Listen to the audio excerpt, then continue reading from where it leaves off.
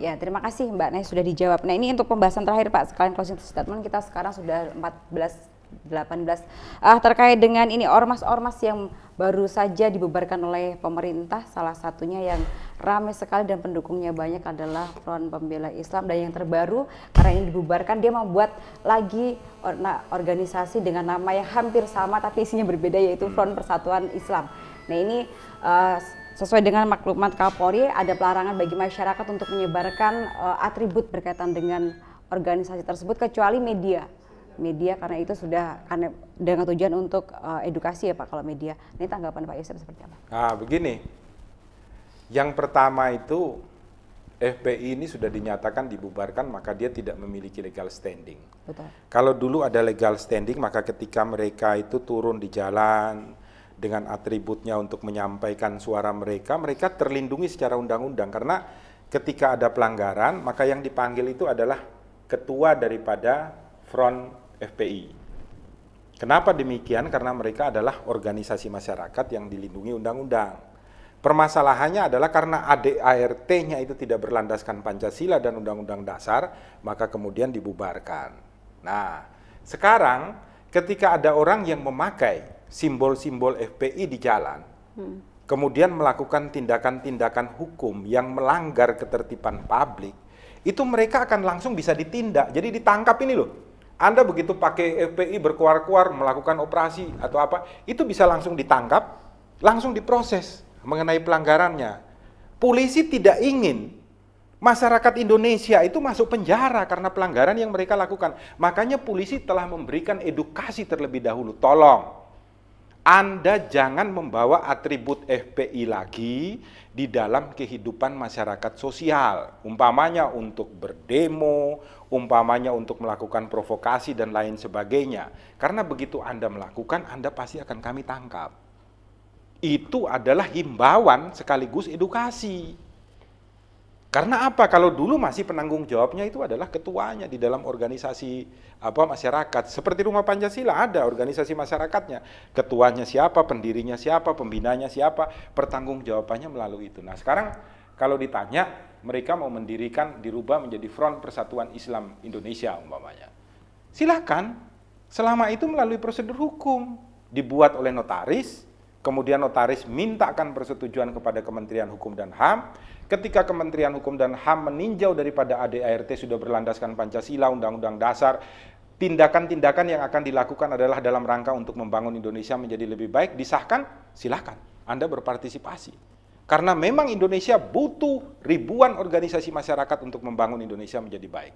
Tidak ada yang dilarang selama itu berlandaskan Pancasila, berlandaskan konstitusi, dan dalam rangka dan tujuan membangun Indonesia menjadi lebih baik. Boleh-boleh saja, mau pakai nama apa saja boleh. Oke, yang penting didaftarkan ya Pak ya, dan juga boleh kalau pemerintah silakan Pak, tanggapannya seperti apa? Ya, jadi FPI kan secara legal tidak ada legal standing sejak tahun lalu. Jadi keputusan bersama kemarin bukan lagi pembubaran, tetapi melarang seluruh kegiatan atas nama FPI dan simbol-simbolnya. Jadi dia seperti organisasi terlarang. Oleh karena itu muncul kemudian menyamakan dengan PKI. Nah, kita punya TAP MPR melarang ajaran Marx dan Lenin. Ajaran Marx dan Lenin itu adalah politik,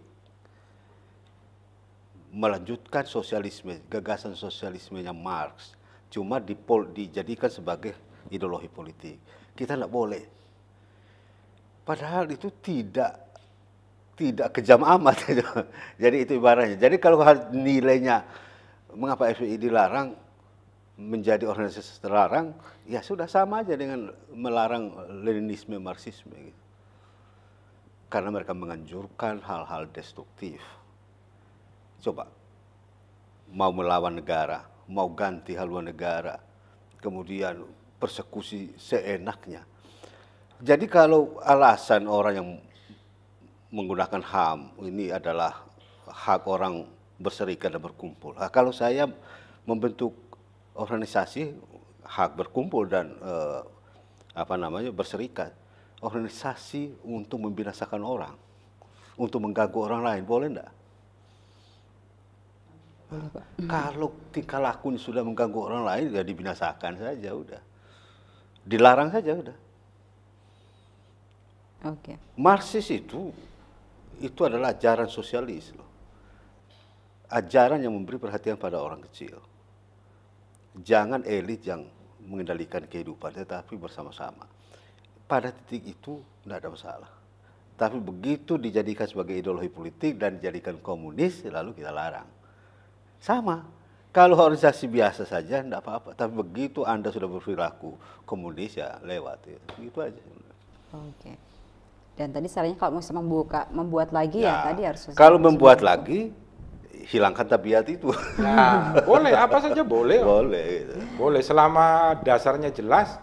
Tetapi yang paling penting bagi pemerintah itu adalah bahwa besok-besok ketika ada organisasi yang kemudian seperti dikatakan Pak Bernard itu melakukan keonaran di dalam ruang publik, itu langsung dibekukan aja. Langsung dibekukan. Langsung dicabut izinnya. Ini kan 100% tidak bisa kita salahkan kepada tabiat dan perilaku mereka yang ada di FPI gitu loh. Karena apa? Tugas negara itu kan melindungi, melayani, mengayomi. Perlindungan di tempat paling pertama. Makanya ketika negara membiarkan ada organisasi yang bermain terus dalam masyarakat tanpa tindakan hukum, mereka besar kepala tuh. Dilakukan terus karena pembiaran itu, gitu loh. Makanya ke depan itu harus langsung di stop. Kita aja tidak mungkin terima kalau ada namanya serikat para lesbian atau para homo. Padahal antar mereka sendiri. Ini mengganggu orang. lebih jahat sebenarnya. Ini ada pertanyaan ini, Pak Bernard, apakah ormas yang tidak terdaftar tersebut berarti bubar secara de jure? Oh tidak. Jadi tidak terdaftar tidak jadi soal. Tetapi jangan melakukan tindakan yang melanggar hukum. Begitu Anda yang tidak terdaftar melakukan kejahatan, Anda langsung dibekukan, dikatakan terlarang. Jadi bukan pembubaran karena dia tidak pernah terdaftar. Tetapi seluruh kegiatannya dibekukan. Ya sama. Saya mendirikan organisasi yang memperkosa anak orang. Ini organisasi bebas berserikat loh. Tapi karena ini berbahaya, langsung dibekukan. Oke. Langsung dilarang seluruhnya. Jadi soal daftar-mendaftar itu soal hak Anda.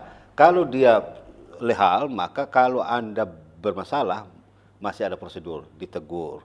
Tegur lisan ke-1, ke-2, sampai ke pembekuan lewat pengadilan. Tetapi kalau Anda tidak terdaftar, Anda ada hak itu. Langsung diambil. Nah, oleh FPI itu begitu sekarang gitu. Karena dia sudah tidak punya legal standing sejak tahun 2019. Ya, makanya diperingatkan terlebih dahulu. Karena perilakunya itu selalu seperti itu, sudah diperingatkan polisi dulu. Kamu kalau melakukan kegiatan atas nama FPI pasti akan kami tangkap, bubarkan. Karena perilakunya selalu seperti itu gitu loh. Oke. Ya, sekalipun ada ya banyak juga perilaku FPI dulu yang baik ya, ketika bencana alam mereka datang kasih bantuan. Betul. Tetapi itu sebenarnya menurut pendapat saya pribadi juga ya, ini pendapat saya pribadi, kadangkala itu orang yang berbuat tidak baik itu diselubungi dengan perbuatan baik.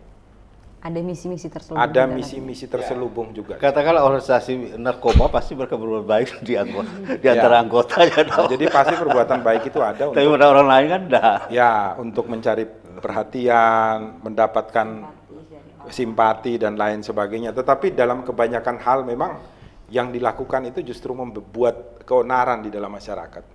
Dan masyarakat sudah tidak merasa nyaman itu. Ada rasa ketakutan di dalam masyarakat. Ini yang harus memang diantisipasi pemerintah. Ya. Tujuan negara adalah melindungi segenap bangsa dan tanah air Indonesia. Ini tanah air kita mau dikasih ke ISIS, coba bayangkan. Kedaulatan kita mau diruntuhkan. Jadi jangan ini sudah sangat bahaya itu, nggak main-main itu. Ya, ada kan dari salah satu petinggi di FPI yang menyatakan, loh kami itu juga memberikan bantuan sosial. Ketika bencana kami turun tangan melakukan perlindungan kepada ini, iya betul. Tetapi ketika Anda melakukan kejahatan, Ya. Itu pun harus dihukum. Betul. Ya, seorang pahlawan pun ketika dia menjual menggadai negara dihukum. Harus dihukum siapapun itu. Oke. Jadi bukan karena dia pahlawan lalu Bukan kebal. karena ia pernah berbuat baik kemudian Nggak bisa. berbuat salah lolos begitu aja ya tidak. Dan langkah yang dilakukan pemerintah Mbak juga Mbak pun Erna tidak dulu waktu SMP SMA enggak pernah buat neko-neko, tapi begitu hari ini berbuat pasti langsung ditangkap. itu langsung Ya, harus ditangkap. ditangkap. Jadi nggak hitung itu ya. Betul. Ya kayak menteri-menteri kan Iya. dulu berbuat baik sekali dia diangkat jadi menteri, begitu dia jadi menteri dia korupsi ya harus dihukum. Jadi logikanya jangan dipakai-pakai yang tidak guna-guna gitu. Iya, ini artinya Ajari masyarakat cerdas, jangan dengan cara begitu. pemerintah melakukan ini tidak serta-merta ya Pak ya, sudah Ya. melakukan tinjauan Iyalah. kajian yang panjang. Baik, ini sudah edukasi dari Rumah Pancasila terkait dengan pembubaran ormas-ormas yang dianggap mengganggu atau mungkin tidak sesuai. Satu dengan- aja saya Satu, jawab. iya Pak. Mas